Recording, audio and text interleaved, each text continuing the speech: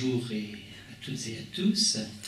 Donc nous poursuivons notre petit parcours de conférences en cette année du jubilé extraordinaire de la miséricorde.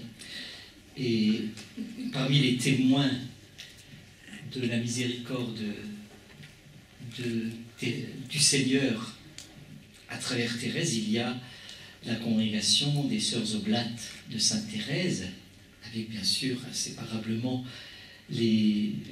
leurs frères des deux congrégations des frères missionnaires de la Plaine et missionnaires de Sainte Thérèse, voilà, qui ont tous trois le même fondateur, le Père Martin, Gabriel Martin. Alors voilà, donc encore un Martin à canoniser. Mais ça n'est pas fait encore, puis de toute façon, c'est pas ça qui compte. Mais Sœur Laurence est actuellement, depuis quelques mois, supérieure générale des Oblates de Sainte Thérèse. Et lorsque nous avons préparé ce parcours, il nous a semblé qu'il était bon qu'il y ait au moins une voix féminine pour honorer la miséricorde du Seigneur. Ah, voilà notre Père recteur, je vais vous passer le micro. Voilà, donc...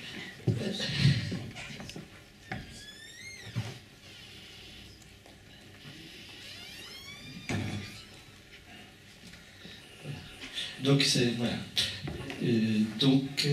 Sœur Laurence va nous parler donc, de cette... du charisme de leur congrégation à travers l'apport de leur père fondateur et de leur mère fondatrice, les moins connus. Mais les femmes sont toujours plus discrètes. Mais donc, et puis aussi de ce qui est vécu aujourd'hui à travers cette grâce de l'offrande au quotidien. Merci, Sœur Laurence. Donc, n'oubliez pas de rallumer vos portables quand vous sortirez.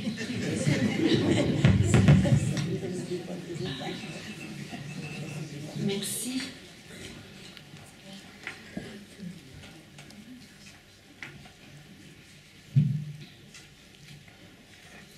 Donc, effectivement, il m'a été demandé d'intervenir donc sur la manière dont le Père Gabriel Martin a compris l'offrande à l'amour miséricordieux et nous l'a transmise. Donc c'est un petit peu ça que je vais vous partager. En 1897, 1 an et demi après avoir reçu la grâce de s'offrir à l'amour miséricordieux, Sainte Thérèse, s'adressant à Jésus, exprime ainsi son désir à la fin de son manuscrit B. Je te supplie d'abaisser ton regard divin sur un grand nombre de petites âmes. Je te supplie de choisir une légion de petites victimes dignes de ton amour. Il nous semble que le Père Gabriel Martin peut être considéré comme l'une de ces petites victimes de l'amour miséricordieux. Bien qu'il n'ait aucun lien de famille, ce prêtre missionnaire diocésain vendéen d'origine porte le même nom et voit le jour la même année que Sainte Thérèse. Sa rencontre avec celle qui naît à l'époque, c'est-à-dire 1908, l'époque de sa rencontre avec Thérèse, donc sa rencontre avec elle, à cette époque, elle n'est que sœur Thérèse de l'Enfant Jésus. Ça va l'entraîner dans une aventure spirituelle qui va bouleverser sa vie tout entière de prêtre, de missionnaire, et va faire de lui le fondateur d'une œuvre particulière de miséricorde, la congrégation des Sœurs Oblates de Sainte Thérèse de l'Enfant Jésus. En regardant leurs itinéraires et aspirations respectives, le Père Martin et Sœur Thérèse ont de nombreux points communs. Nous allons les regarder. Alors, qui est ce Père Gabriel Martin, tout d'abord? Ceux qui l'ont connu décrivent sa personnalité comme un orateur, un grand orateur, un missionnaire, prêt à témoigner de sa foi jusqu'au don total. Il est aussi un pasteur zélé, qui veut convertir les âmes coûte que coûte. Et en ce début du XXe siècle, encore marqué par le jansénisme, il prêche un Dieu de justice.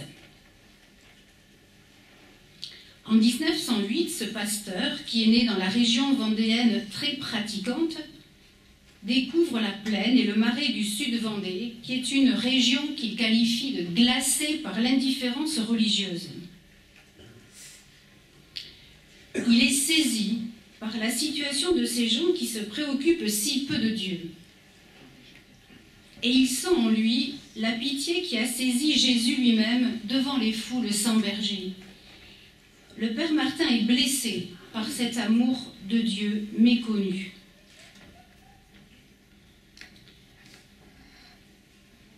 Et il devient d'autant plus blessé qu'à cette même époque, il découvre la vie d'une carmélite dont il ignorait tout jusque-là, Thérèse Martin, qui elle aussi est profondément habitée par la soif de Jésus d'être aimé et par le désir de sauver les pécheurs.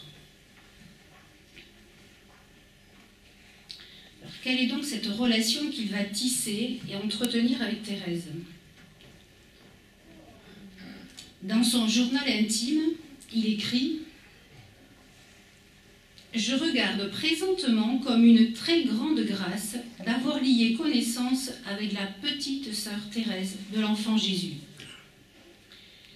Il y a peu de jours que je connais quelque chose de sa vie. Et déjà j'ai senti l'accomplissement de la promesse qu'elle faisait peu de temps avant de mourir. Je veux passer mon ciel à faire du bien sur la terre. Je sens que ma mission va commencer. Ma mission de faire aimer le bon Dieu comme je l'aime, de donner ma petite voix aux âmes. Cette voix, c'est le chemin de la confiance et du total abandon. Sa petite voix qu'elle a résumée dans ces mots, vivre d'amour. Peu de jours après, ayant en main l'histoire d'une âme, il découvre que sœur Thérèse aurait bien désiré avoir un frère prêtre. Elle n'en eut point selon la nature, dit-il, mais la Providence lui en envoya 2 qui devinrent ses frères selon la grâce, 2 missionnaires.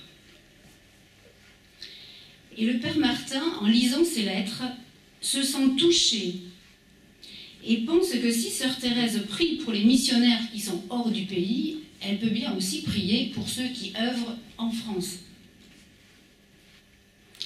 Et pourquoi est-ce qu'elle ne deviendrait pas la sœur que lui, il n'a pas eue? Il prie. Il prie pour demander au Seigneur s'il lui serait agréable qu'il puisse considérer désormais sœur Thérèse comme sa sœur du ciel. Et il fait cette même demande à sainte Thérèse elle-même. Au cours de sa prière, il se sent poussé à ouvrir l'histoire d'une âme à une page totalement au hasard, la page 357 de cette édition de l'époque. Il dit « J'ouvris donc à cette page qui se trouve au milieu des lettres écrites par Thérèse de l'Enfant Jésus, et quel ne fut pas mon plaisir d'y lire en tête ces mots écrits en grosses lettres à ses frères missionnaires. Et pour lui, voilà la réponse. Je compris que sœur Thérèse m'acceptait pour son frère. Il est bouleversé par ce qui lui arrive. Il poursuit sa lecture et trouve dans les écrits de sa sœur ce qu'il appelle une onction et une suavité qui pénètrent jusqu'au moelle de l'âme. Et pendant que je lis, dit-il, j'ai comme l'impression que du haut du ciel, elle prie pour moi, celle qui est partie en disant « Je veux passer mon ciel à faire du bien sur la terre ». Le père Martin commence donc, à partir de là, un chemin de vie spirituelle accompagné par un guide spirituel particulier, sœur Thérèse de l'Enfant Jésus. c'est en approfondissant la signification des liens que sœur Thérèse entretient avec ses frères missionnaires que sa propre relation avec elle prend sens et transforme profondément sa vie spirituelle et sa vie apostolique et missionnaire. Quel est le sens de cette relation? C'est d'abord une relation très fraternelle qui a un but: travailler au salut des âmes. En se laissant embraser d'amour, pour combattre dans la plaine, là où le bon Dieu n'est pas connu ni aimé, et devenir un saint. Thérèse a toujours désiré être une sainte. Pour le Père Martin, on retrouve également ce même désir très fort, très ardent. Et devenir un saint afin de vivre dans un acte de parfait amour. Donc, sauver les âmes en se laissant embraser d'amour. Connaissant son zèle pour travailler à convertir les pécheurs, le Père Martin n'a pu qu'être saisi par ce que Thérèse désire vivre. Il le partage, il est pleinement à l'unisson avec elle, et désormais c'est avec elle qu'il veut sauver des âmes. Il se sent rejoint par ses propres aspirations missionnaires. Thérèse œuvre au Carmel, et ses frères, dont lui, eux, ils sont dans le champ de la mission. Sœur Thérèse désirait que ses frères, tout comme elle, soient embrasés du feu de l'amour pour l'allumer dans les cœurs. En lisant les pages enflammées d'amour de sa sœur du ciel, comme il aime l'appeler, le Père Martin découvre que le cœur de l'Église est brûlant d'amour, que l'amour seul fait agir les missionnaires. Il entend alors dans une nouvelle perspective apostolique. Lui aussi, il va tenter désormais de vivre sa mission d'amour comme elle, au cœur de l'Église. Avec sœur Thérèse de l'Enfant Jésus, il fait la découverte d'un Dieu qui n'est pas un Dieu justicier, mais un Dieu miséricorde. Un Dieu qui désire se donner à l'humanité parce qu'il l'aime et qu'il a envie de lui dire qu'il l'aime. Elle s'est offerte à l'amour miséricordieux pour l'attirer au cœur de cette humanité et pour faire de sa vie un acte de parfait amour. Le Père Martin le comprend et veut faire sienne l'offrande de sa sœur. Cependant, pour faire œuvre de salut avec le Christ, cela suppose de devenir des saints. Comme sœur Thérèse, le Père Martin a de grands désirs de sainteté. Mais il dit que chaque fois, il est déçu de sa vie spirituelle. Il déplore que ses désirs le plus souvent n'aboutissent à rien. Cependant, il ne se laisse pas abattre. Car je me dis, dit-il, que le bon Dieu qui aime attirer le bien du mal n'a jamais eu meilleure occasion de montrer sa puissance. Et je voudrais tant qu'il profitât de l'occasion que je lui offre. Sœur Thérèse lui ouvre alors un chemin, le chemin de la confiance et du total abandon.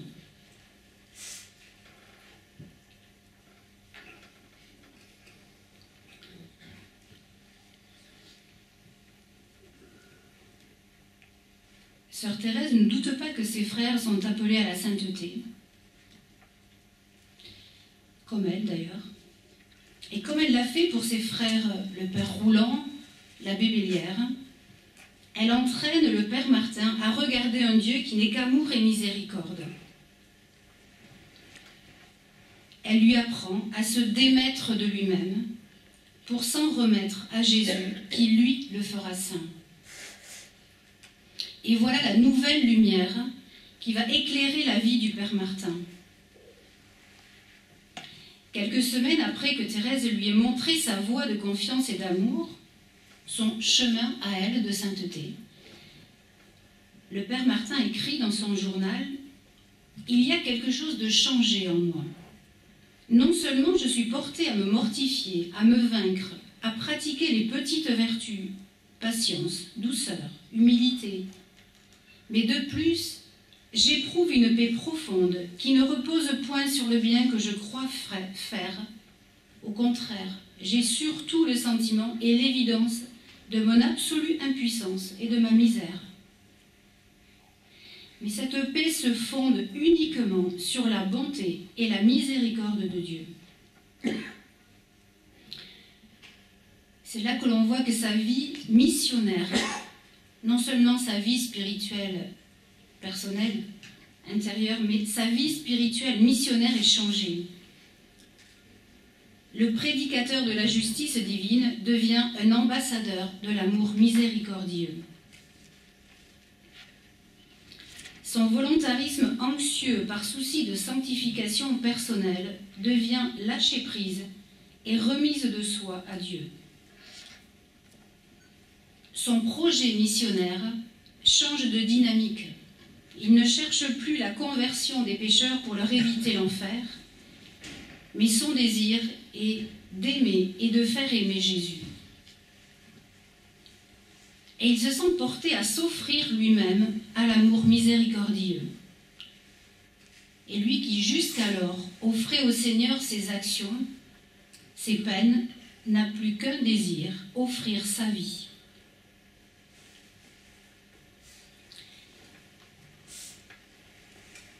Et à ce moment-là, il écrit quelque chose de très beau. Mon idée, mon désir d'être victime d'amour persiste toujours plus fort que jamais. Ce ne sont point de grands élans ni de tendres aspirations, mais un désir constant, calme, tranquille, qui en même temps qu'il se fortifie, m'établit dans une paix de plus en plus profonde. Devenir une victime d'amour, un prêtre de feu, être embrasé de l'amour de Jésus et en embraser le monde, devenir moi-même un saint, dépenser tout ce que j'ai et me dépenser moi-même sans réserve, sans compter, toujours, pour établir le règne de Jésus sur la terre, dans les âmes, travailler ainsi, prier, prêcher, confesser, souffrir pour Jésus, et puis mourir d'amour, après avoir vécu d'amour. Est-ce là, ô mon Dieu, ce que vous attendez de moi, ce que vous voulez de moi?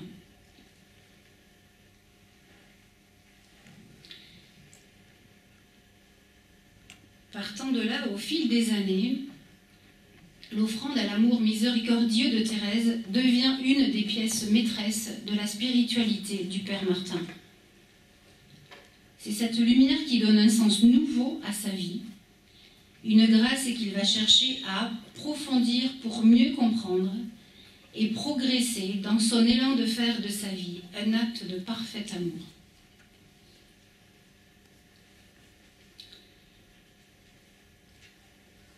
Qu'est-ce qu'il comprend de cet acte d'offrande?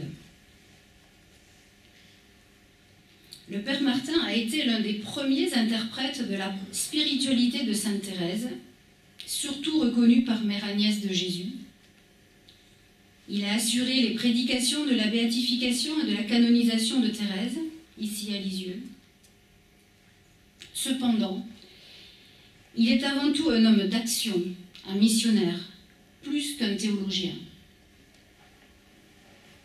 Il demeure que son analyse, son expérience sont intéressantes parce qu'elles sont enracinées dans son expérience spirituelle.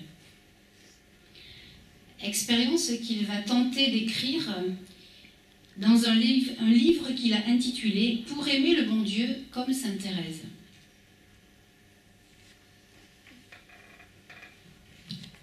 À propos de l'amour miséricordieux et de cet acte d'offrande, il donne d'abord deux précisions.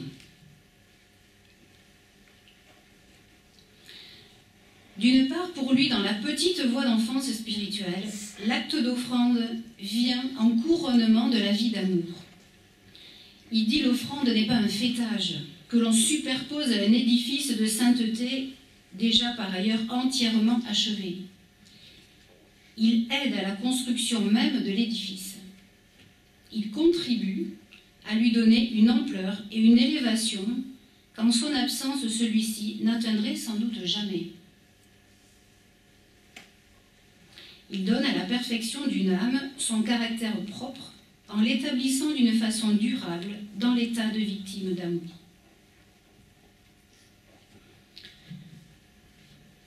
Autre précision au préalable, cet acte convient tout particulièrement aux petites âmes, c'est-à-dire celles qui, à la lumière de la vérité, se voient impuissantes par elles-mêmes à tout bien, pauvres, sans force, et sans doute encore très imparfaites. Pourquoi? Ça n'explique.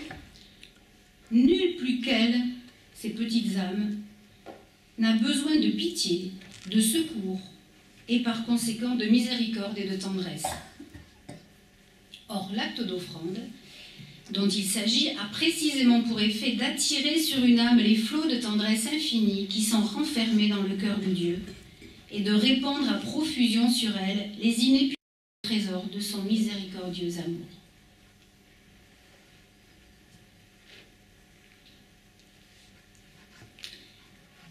Pour que cette offrande réjouisse le cœur de Dieu et porte du fruit, dit-il, il y voit quelques conditions.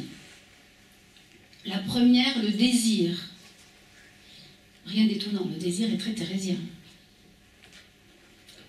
C'est extrêmement simple, dit-il, puisque sainte Thérèse nous assure que pour aimer Jésus, être sa victime d'amour, le seul désir d'être victime suffit. Et si ce désir manque, dit-il, qu'on le demande, et il sera donné. S'il est trop faible, trop intermittent, qu'on prie. Que l'on prie pour le voir s'affermir, et bientôt il se fortifiera. Ce n'est donc ni compliqué, ni difficile, puisqu'il suffit d'un désir.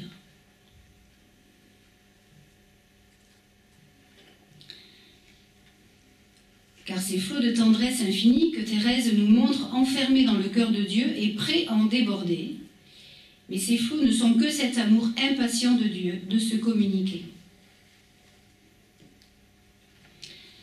Et cet amour miséricordieux emplira le cœur dans toute la mesure de sa capacité présente, petite ou grande, celle-ci sera toujours et sur le champ comblée. Peut-être avait-il dans l'esprit la comparaison de Thérèse avec le dé et le grand verre. Ils ne sont pas d'une dimension égale, sauf que remplis, eh bien, c'est la même chose.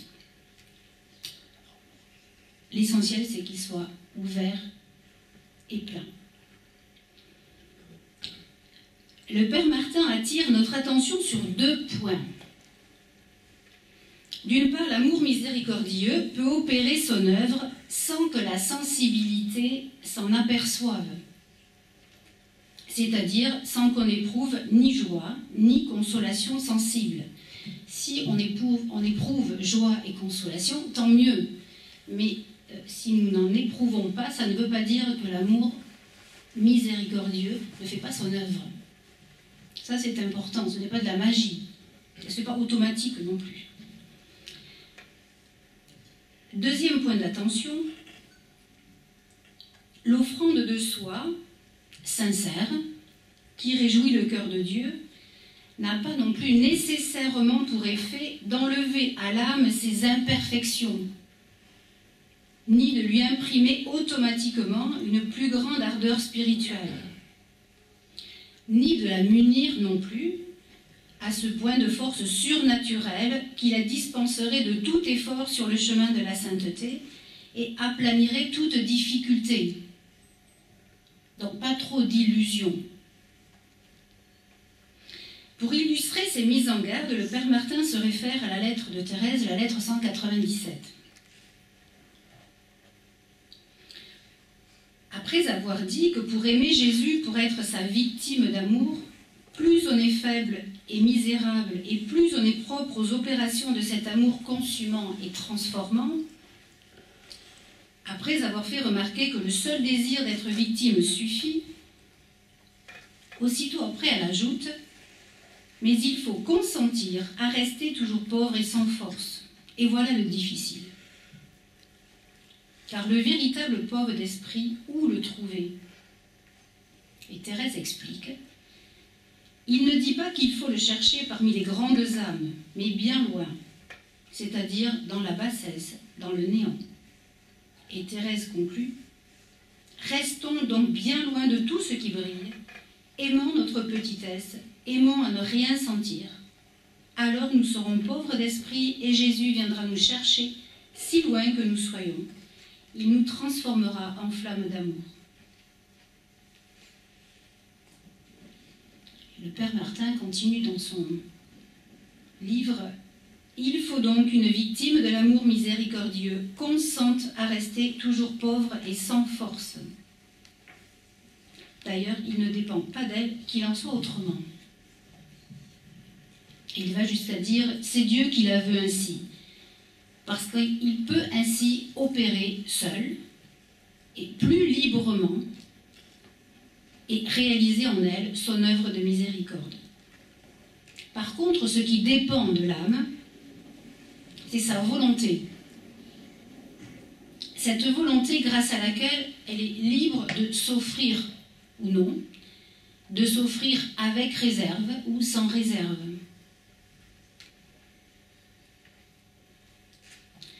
Or, ce qu'il importe de remarquer à cet égard, c'est que pour être véritablement victime d'amour, il faut se livrer totalement. On est consumé par l'amour qu'autant qu'on se livre à l'amour. Totalement, c'est-à-dire sans réserve.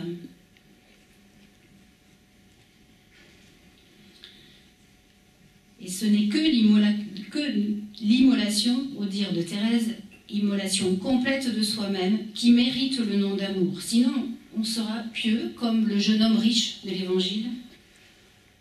Mais là, c'est une autre expérience.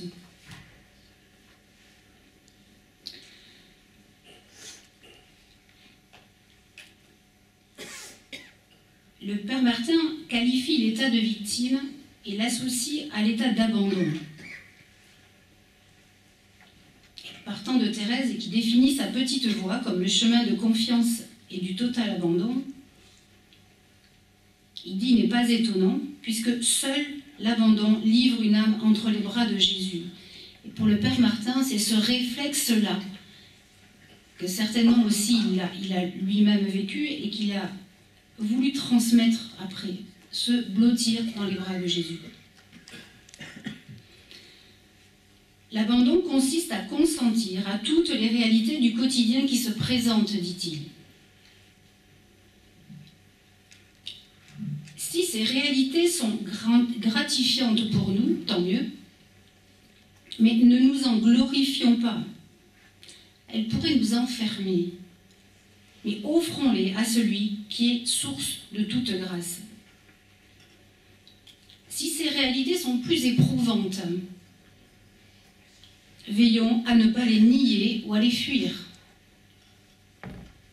Que ce soit le travail, les efforts, la fatigue, l'épuisement, la souffrance, les épreuves de toutes sortes, les obscurités.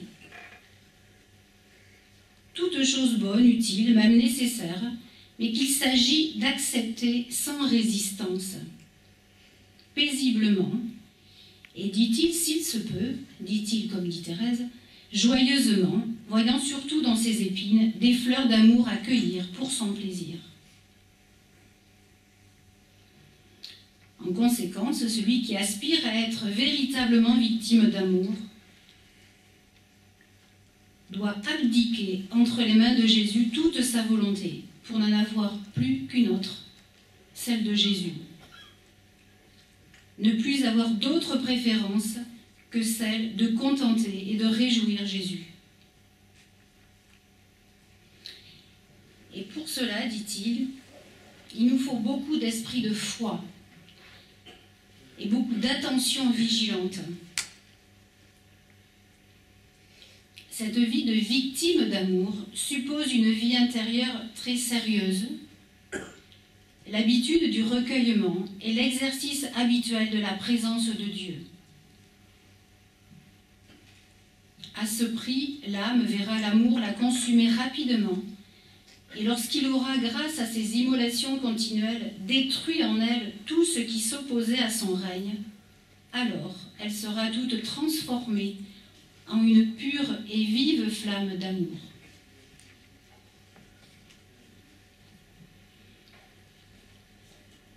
Dernière précision pour cet état de victime, il l'associe aussi à l'état de souffrance.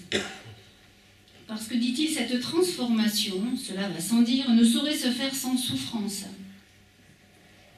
Mais il ne faut point s'en laisser effrayer. D'abord parce que le bon Dieu est sage et bon, et qu'il ne demande jamais à personne plus de souffrance qu'il n'en peut supporter. Ou bien, s'il augmente la peine, il augmente à proportion sa grâce. Il ne fait que redire ce que Thérèse a dit. Et de même que Thérèse n'a pu s'empêcher d'entraîner Céline à s'offrir avec elle, de même le Père Martin est poussé à communiquer à son tour son expérience et à la transmettre au travers d'une œuvre de miséricorde, une œuvre particulière, qui est un institut religieux. Le Père Martin est aussi le fondateur, alors ça vous a été dit en introduction, de 2 congrégations masculines. Là, on s'en tiendra à cet institut religieux de vie apostolique qu'il a lui-même qualifié d'institut victime d'Holocauste, que sont les Sœurs Oblates de Sainte-Thérèse. C'est en 1926 que le Père Gabriel Martin écrit « De petites âmes missionnaires de l'amour miséricordieux. C'est bien sous cet aspect que l'œuvre m'apparaît d'une façon définitive. » Il a longuement cherché, bien sûr, le visage, ce qui serait la spécificité de cette congrégation. En 1926, il lui semble voir clair enfin. Par conséquent, par des âmes marchant par la petite voie d'enfance et offertes en victimes d'Holocauste à l'amour miséricordieux du bon Dieu. L'offrande à l'amour miséricordieux écrite par Thérèse fait donc partie du fondement même de la congrégation. Nous pouvons dire que cette congrégation est née de 3 désirs, de la rencontre, en tout cas, de 3 désirs. Le désir du Père Martin, ardent missionnaire, qui peu à peu s'est laissé façonner par cette dynamique de l'offrande. Le désir de Béatrix Douillard, qu'il a entraîné dans ce mouvement et qui désirait se mettre totalement au service du Seigneur. Et le désir de Sainte Thérèse, qui est un point d'appui essentiel pour le Père Martin. 2 mois avant sa mort, elle écrivait « Je sens que ma mission va commencer. Ma mission de faire aimer le bon Dieu comme je l'aime, de donner ma petite voix aux âmes. Le bon Dieu ne me donnerait pas ce désir de faire du bien sur la terre après ma mort s'il ne voulait pas le réaliser. » Et au soir de sa vie, reprenant cette parole même de Thérèse, le Père Martin rappellera aux Sœurs Oblates « C'est de ce sublime désir de notre chère Sainte que votre congrégation est née. Ce qui vous est propre et personnel, à vous, Oblates de Sainte Thérèse, de l'Enfant Jésus, c'est que vous êtes plus spécialement l'œuvre de l'amour miséricordieux du bon Dieu. L'amour miséricordieux est devenu le phare étincelant à la lumière duquel doit toujours s'orienter votre barque, votre congrégation. » Ce sont ces paroles qui nous laissent entrevoir les pierres de fondation de l'Institut. Donc la congrégation est l'œuvre de l'amour miséricordieux. Le Père Martin s'en explique, à l'exemple de leur sainte patronne et en union avec elle, les Oblates s'offrent comme victimes à l'amour miséricordieux du bon Dieu. non seulement chacune pour son propre compte, mais aussi toutes ensemble et collectivement, de manière à ce que la congrégation des Oblates tout entière soit vraiment la société victime de l'amour miséricordieux. Née d'un grand dessein de miséricorde de la part de Dieu, les futures sœurs, à ce moment-là la congrégation n'est pas reconnue, seront de petites âmes missionnaires de l'amour miséricordieux, offertes à l'amour pour l'honorer, l'attirer à elle et l'aider à se répandre sur le monde, continuant ainsi la mission de notre chère Sainte Thérèse de l'Enfant Jésus.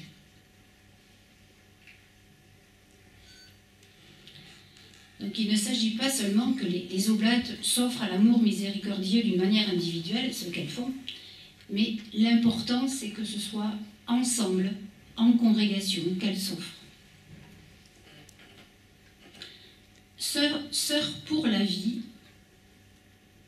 nous formons un corps apostolique, vivant, où chaque membre est nécessaire à l'autre. Et c'est notre offrande à l'amour miséricordieux qui nous lie les unes aux autres et fonde notre vie fraternelle. En nous offrant, nous demandons au Seigneur de consumer les germes de division et de faire croître l'amour communion. Nous voulons nous engager dans un chemin de fidélité et de confiance les unes envers les autres, sûres de la fidélité aimante de Dieu envers chacune de nous. Dans le quotidien de nos journées, de nos relations, nous tentons de vivre l'hymne à l'amour chanté par saint Paul dans la première lettre aux Corinthiens. Et ces gestes d'amour fraternel offerts au Christ, comme sainte Thérèse nous apprend à le faire, deviennent des grâces de fraternité et de communion pour le monde. Dès la fondation, la pierre principale de l'Institut, nous l'avons dit, donc ça sera l'offrande à l'amour miséricordieux. Et en nous offrant en congrégation, nous signifions par là notre désir d'être ensemble, missionnaires de l'amour au cœur du monde.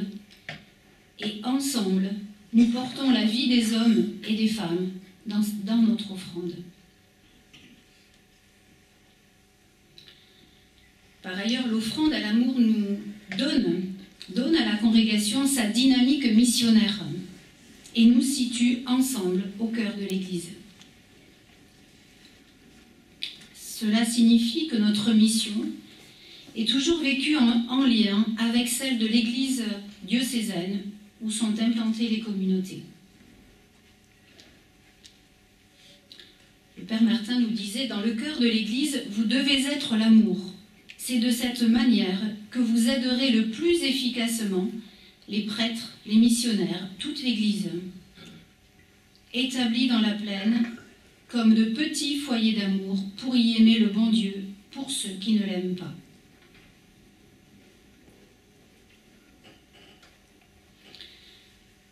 Dès le début de son offrande, d'ailleurs, Thérèse exprime son désir d'aimer Dieu et de le faire aimer, ainsi que de travailler à la glorification de la Sainte Église. Donc, elle-même n'est donc pas dans une démarche où il n'y aurait qu'elle et son Dieu.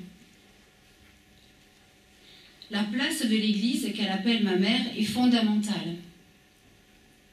De plus, Thérèse nous rappelle par son offrande l'essentiel de la dynamique missionnaire.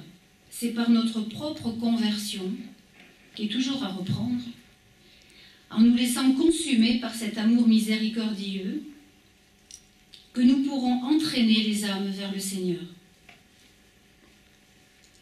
Ainsi l'explique-t-elle à la fin de son manuscrit C par son expression inspirée du Cantique des Cantiques « Attirez-moi, nous courons ».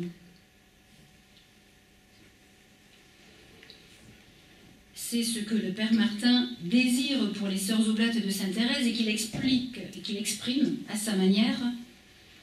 La flamme ne peut monter sans s'étendre. Ainsi, l'amour ne peut jaillir vers Dieu sans embraser le prochain. Par le fait même de son ardeur, il devient le zèle. Le zèle est à l'amour ce que la flamme est au feu. Et les sœurs le répandent non seulement sur les âmes qu'elles approchent de plus près, mais sur l'Église tout entière. Car le cœur n'attire pas le sang à lui pour le garder, mais pour le répandre dans tout le corps. Et malheur à lui et malheur au corps, s'il essayait de le retenir, il en périrait. Ainsi, en posant pour fondement l'acte d'offrande de Thérèse à la congrégation des Sœurs Oblates, le Père Martin lui a donné une dynamique missionnaire, claire, dans la plaine, travailler au salut des âmes par une vie religieuse apostolique. Vous êtes les apôtres du divin amour. Vous êtes faites pour rayonner l'amour et que tel soit le but de toutes vos entreprises, de toutes vos démarches, de toutes vos œuvres.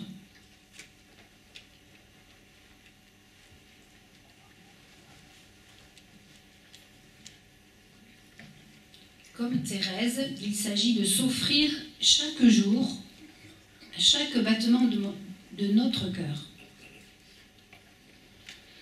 Le Père Martin a désiré que nous renouvelions chaque jour notre offrande. Pourquoi?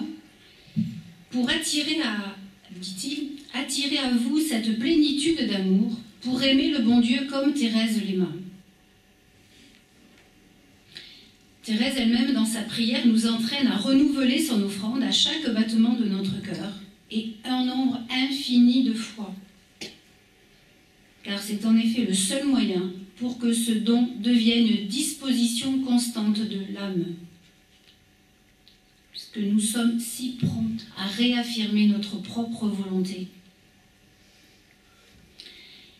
C'est une offrande jusqu'au dernier battement de notre cœur, jusqu'à l'entrée dans la vie.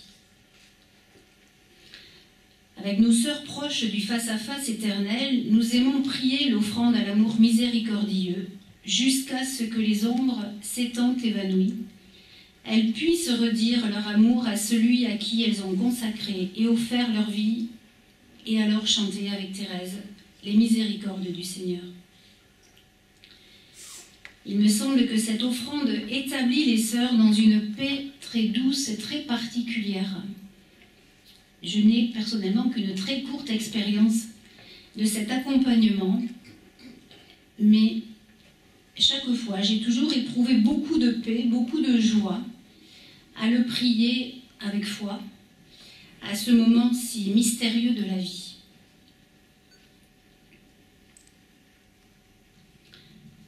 Un autre point important dans cette manière de vivre l'offrande, l'acte d'offrande, c'est l'Eucharistie. L'Eucharistie nous attire dans l'acte d'offrande de Jésus, nous rappelle Benoît XVI. Nous ne recevons pas seulement le Logos incarné de manière statique, mais nous sommes entraînés dans la dynamique de son offrande. L'Eucharistie se vit en Église, formant le corps du Christ. Il en est de même pour l'offrande de soi-même. Elle s'accomplit en Église, s'unissant à l'offrande du Christ, tête de l'Église. Et on peut penser que c'est la raison pour laquelle il était si important pour le Père Martin que les sœurs s'offrent toutes ensemble en communauté. Ainsi, l'offrande de nous-mêmes ne peut s'accomplir qu'au sein du corps que nous formons, en Église, et donc tout particulièrement au moment de l'Eucharistie, du moins chaque fois que cela est possible. Et nous pouvons maintenant comprendre toute la pertinence de prier l'offrande de Thérèse après la communion, parce que c'est à ce moment-là que nous nous offrons à cet amour miséricordieux. Puisque toute la dynamique de l'offrande déploie le mouvement, ce mouvement d'offrande dans lequel tout chrétien doit entrer lors de l'Eucharistie. Que demande Thérèse dans son offrande? Prendre possession de mon âme. Et juste après, restez en moi comme au tabernacle, ne vous les éloignez jamais de votre petite hostie. Elle demande en fait la prise de possession d'elle-même par celui qui se donne en son corps et son sang pour transformer celui qui communie en lui-même. Prier cette offrande après la communion permet donc de déployer toute la grâce donnée dans l'Eucharistie.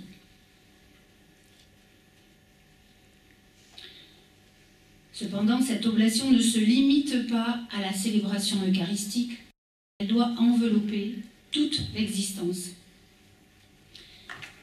Ainsi, l'apôtre Paul l'exprime-t-il dans sa lettre aux Romains. « Je vous exhorte donc, frères, au nom de la miséricorde de Dieu, à vous offrir vous-même en sacrifice vivant, saint et agréable à Dieu. Ce sera là votre culte spirituel. » Puis il signale immédiatement les lignes de conduite qui réalisent le sacrifice vivant. Ne vous conformez pas au monde présent, mais soyez transformés par le renouvellement de votre intelligence pour discerner quelle est la volonté de Dieu, ce qui est bien, ce qui est agréable, ce qui est parfait.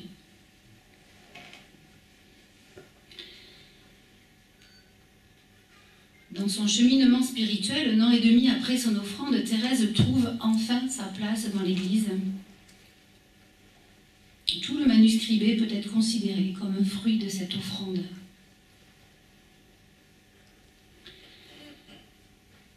Pour nous, Oblates de Sainte Thérèse, nous découvrons dans le mouvement de l'acte d'offrande une manière particulière de vivre les conseils évangéliques. Nous nous offrons à l'amour miséricordieux pour qu'il consume en nos cœurs le désir de séduire, de posséder, de dominer, afin d'accueillir la sainteté même de Dieu Trinité et d'en témoigner. Il s'agit de se vider de soi-même, sans cesse, comme le Christ, pour entrer dans la volonté de son Père. Et enfin, je terminerai par 2 points qui sont une manière dynamique pour vivre sa journée sous le regard miséricordieux de Dieu et dans ce mouvement de l'acte d'offrande. L'offrande de la journée et la relecture.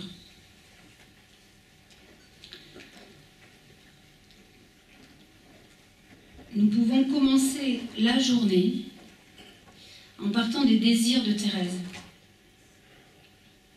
Au début de l'oraison, puisque nous commençons notre journée par notre temps de prière, notre temps d'oraison, pour se mettre en présence de Dieu et lui exprimer notre désir, il est bon de reprendre les premiers mots de cet acte d'offrande. « Ô mon Dieu, Trinité bienheureuse, je désire vous aimer et vous faire aimer, travailler à la glorification de la Sainte Église. » Afin de vivre dans un acte de parfait amour, je m'offre comme victime d'Holocauste à votre amour miséricordieux. En reprenant les mots de Thérèse, c'est une manière de reconnaître ainsi cette présence d'amour de Dieu qui m'est offerte dès le début du jour. On peut aussi prendre la prière 10. « Mon Dieu, je vous offre toutes les actions que je vais faire aujourd'hui. Je veux sanctifier les battements de mon cœur, mes pensées, mes œuvres. » C'est une manière de s'ouvrir à la grâce de Dieu, de laisser le Seigneur nous désencombrer dès le début de la journée, de nous-mêmes, de nos préoccupations, de nos impatiences, de nos affects, et de nous rendre disponibles pour lui laisser toute la place.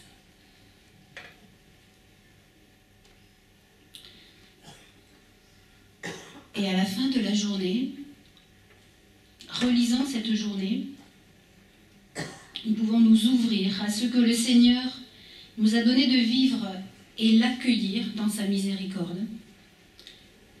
J'ai désiré vivre dans un acte de parfait amour, c'est ce que nous lui disons. Pour ce que j'ai reçu, j'en rends grâce. Ensuite, je m'ouvre à la miséricorde, car hélas, je vois aussi mes incapacités, mes manques d'amour, le décalage, parce qu'il y en a souvent entre nos désirs et puis les réalités. Et je m'offre à cet amour brûlant et consumant, et me confie à la miséricorde du Père. Et enfin, je m'ouvre à l'amour transformant, parce qu'on n'est brûlé que pour être transformé. Et ainsi, je peux envisager demain dans la confiance, me remettant dans les bras de Jésus, qui est toujours attiré vers le petit pour l'emporter vers le cœur du Père.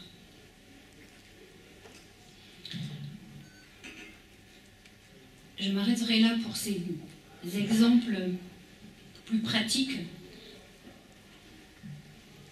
On pourrait aussi relire sa vie dans ce mouvement de l'acte d'offrande. On peut aussi vivre des réunions, alors nous on dirait des réunions communautaires, mais des réunions familiales aussi, je pense, ou autres d'ailleurs. Nos projets de vie communautaire, on peut aussi les envisager et les vivre dans ce mouvement de l'acte d'offrande. Partant de nos désirs, qui sont toujours en tension avec le consentement au réel, l'acceptation de notre impuissance par notre seule force, etc. En conclusion, cette offrande à l'amour miséricordieux pourrait être considérée comme une prière ponctuelle, une dévotion parmi d'autres ou un acte de piété parmi d'autres. Je crois qu'elle est plus que cela, je ne sais pas si je vous en ai convaincu. Elle relève vraiment d'une expérience spirituelle qui embrase toute une vie et jusqu'au dernier souffle. C'est aussi une dynamique de vie, une manière de vivre qui suppose un entraînement, une manière de vivre humblement sous le regard de Dieu miséricorde, dans le mouvement constant de l'abandon, pour laisser sans cesse toute la place à Dieu. C'est enfin un chemin accessible à tous, une véritable source d'amour, de joie, de fraternité et d'élan missionnaire.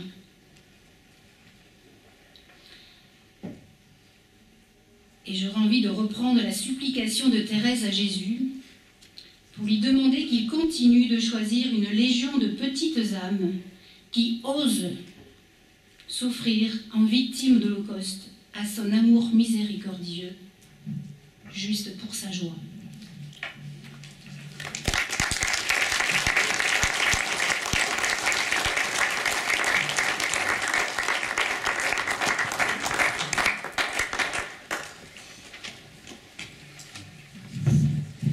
Merci Laurence. C'était une épreuve qui demandait un acte d'abandon que de vous exprimer ainsi devant toute cette assemblée. Il y a beaucoup d'amis bien sûr, il y a les sœurs aussi, ce n'est pas évident non plus. Et donc merci. Beaucoup d'entre vous veulent peut-être se joindre maintenant à l'Eucharistie de 15h30, donc nous n'avons pas vraiment le temps de poser des questions, mais nous avons certainement reçu une belle leçon de vie, une belle invitation à entrer, nous aussi, dans cette offrande où Thérèse nous entraîne et qui est un véritable art de vivre notre vie de chaque jour. Alors, c'est une bonne école que Thérèse nous a donnée. Merci Laurence d'en avoir fait l'écho ici même et une autre fois. Donc ce soir il y a maintenant l'Eucharistie, il y a aussi à 20h30 au Carmel, dans la chapelle du monastère des Carmélites, un concert avec Patrick Lemoine, donc, qui nous chantera les poésies de Thérèse. Et demain est un autre jour où nous avons le même horaire, vous le trouvez sur les flyers, comme dit notre frère recteur. Voilà, avec demain 2 conférenciers qui nous viennent de Rome, 2 frères du très saint rédempteur, c'est-à-dire des rédemptoristes, pardon, de l'amour miséricordieux. Bonne soirée.